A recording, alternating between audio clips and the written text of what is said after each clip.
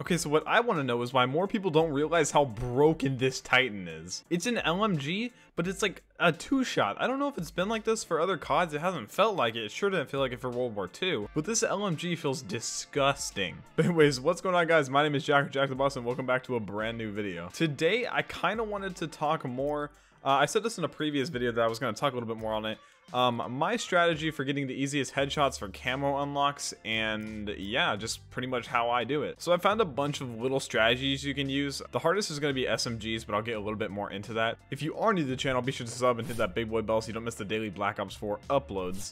But yeah, so we're going to hop right into it. I've got a couple classes set up. I'm probably just going to use the SMG for now. So let me just review this right before I go in. So for the SMGs, like I said, they're probably going to be the most difficult. I pretty much just started on them, but I've kind of got a general idea of what you're going to want to use in order to get the headshots the easiest. So your main two factors here are going to be your laser sight and your equipment charge. So whenever you're dealing with headshots with SMGs, first off, you're always going to want to be in a hardcore mode. I was going to talk on that like as I was going into a game, but always be in a hardcore mode. The SMGs are going to be much more beneficial hip firing up close, trying to get those headshots, than ADSing. The equipment charge will get a little bit more into in just a second, but it's definitely going to come in handy. Perks are going to be more extra if you have the slots after attachments, so those are just kind of on the side. So yeah, like I said, you're always going to want to be in a hardcore game. They just added hardcore control, which I enjoy a lot, but hardcore free-for-all is most likely going to be your best bet. So we got Hacienda. It's not the best map, but it's still going to work out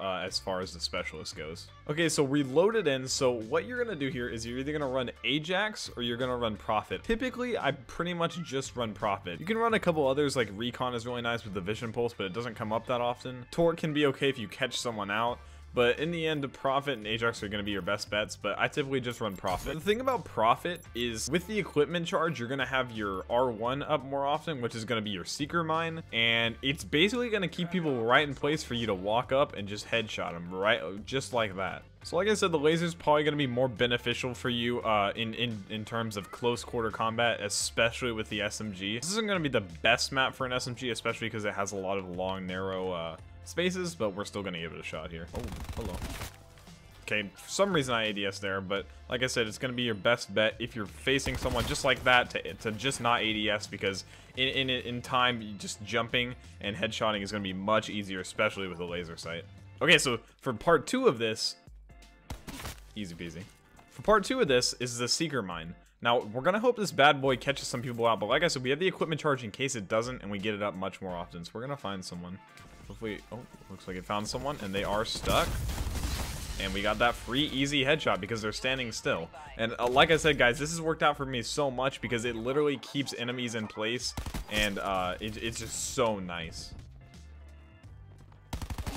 Just like that, baby, just like that. Quick headshots. Like I said, it's going to be much more accurate in terms of hip firing with this laser sight, so it's going to be much easier to get these headshots on SMGs. Because I know SMGs can be a real pain, especially in terms of headshots. This is why you definitely don't want to run core, because it's going to take way, like 150 health is going to take way too many shots to kill an enemy, especially with an SMG and that kind of low base damage. So this is going to definitely be your best bet in terms of headshots. So yeah, guys, now that I'm done talking about the kind of strategy, I kind of wanted to talk about the state of Black Ops 4 and just kind of an update on my thoughts on the game. So a lot of people recently have been losing. Oh, see, look, I already have your boy Seeker Mine back up, so he's gonna go find us a free little headshot, hopefully.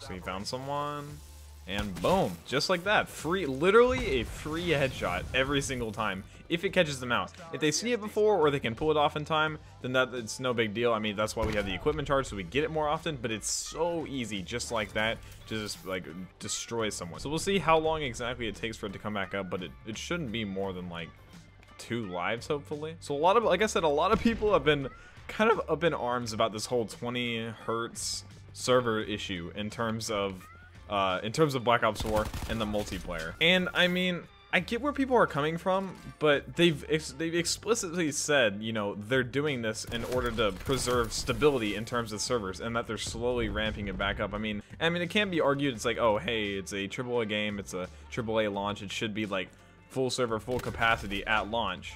But I feel like that's just unrealistic in this day and age with this many people playing Call of Duty. And I'm gonna play devil's advocate here. I don't notice a huge difference. I know there's some instances where I'm like, oh, that sucks. Like, he saw me, like, right before I peeked this corner. But people are, like, just throwing this out of proportion. People are like, oh, I lost this giant score streak just because of the refresh rate. And maybe I'm alone in this case, but I don't experience that. But yeah, guys, let me know down below, what are your thoughts on this whole like server tick rate thing? Do you notice a big difference? Are you like, Jack, what are you talking about? Like, this is horrible, this is disgusting. But I mean, I feel like they have the game optimized enough to the point where it isn't that noticeable. And like I said, I can see where people are coming from, like where it's bad, but I don't think it's enough to, you know, rise up and create a revolution against. So yeah, guys, like I said, that's going to be your best bet for in terms of headshots, especially with the SMGs. I wanted to talk more on the SMGs because I've had a lot of more people come to me like talking about how much more trouble they've been having with SMGs in comparison to ARs, which is totally understandable because the SMG drop-off rate is not even comparable to ARs. Let me know if you want a video specifically on long shots, because I have done a lot of the long shot stuff, and I've kind of come up with stuff based map to map on your best bets for long shots. I could do a video just on each map and like the certain sections, like long pathways you can use for long shots. Let me know. I don't know if you guys are having as much trouble with that. I know a lot more people are having trouble with the headshot challenge, so just let me know down in the comments. Helps me out a lot in terms of videos.